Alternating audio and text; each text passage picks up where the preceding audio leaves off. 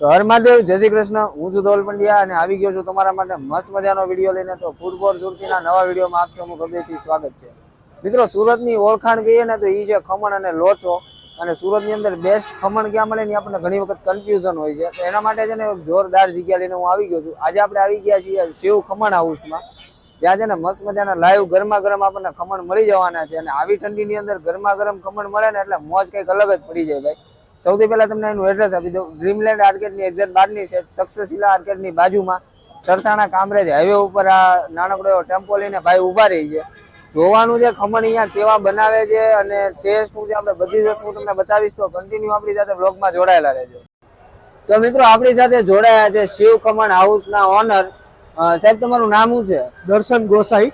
દર્શનભાઈ. દર્શનભાઈ, કેટલા ટાઈમથી આ ચલાવો? 3 વર્ષથી. 3 વર્ષ થઈ ગયા. અને કઈ જગ્યાએ આવેલું છે? સરથાણા જગતનાકા તક્ષશિલાની બહાર. બરાબર. અને આપણો ટાઈમિંગ શું છે?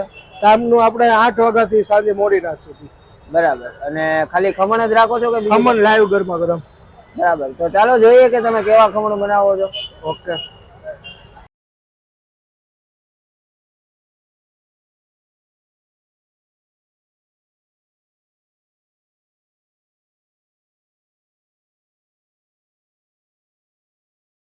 આપણે પેલા ખમણ નાખશું,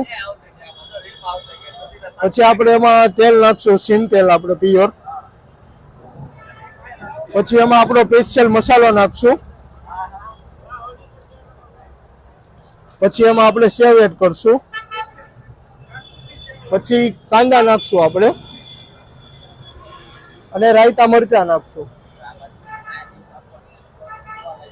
તમે જેમ આપણે આગળ વિડીયોમાં જોયું કે ભાઈ ગરમા ગરમ ખમણ કાઢ્યા અને જે રીતે પ્લેટ બનાવીને આપણને આપી છે, ખાસ તો એની અંદર કાંદા અને રાયતા મરચા આપ્યા છે.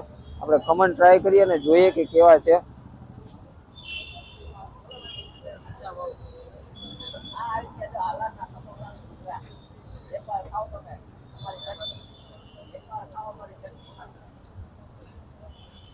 ખમણની વાત કરું ને ભાઈ, મોઢામાં મૂકતા છે ને ઓગળી જાય છે.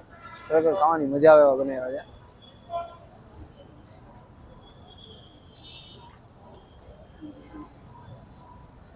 જોરદાર ટેસ્ટી બનાવ્યા છે. પ્રોપર સુરતી ખમણ કહેવાય ને એ ટાઈપનો ટેસ્ટ છે. જે લોકો ખમણ લવર્સ હોય ને એના કોઈ અહીંયા મુલાકાત લેવા જેવી છે. અને ખરેખર આ બધું જોઈને હવે મારાથી રોકાવાતું નથી. હું આ બધું ખાવા પીવાની મોજ લઉં છું. ત્યાં સુધી તમે મારું નાનકડું એવું કામ કરો. વિડીયો પસંદ આવ્યો તો લાઈક કરી દો, તમારા મિત્રો સાથે શેર કરી દો.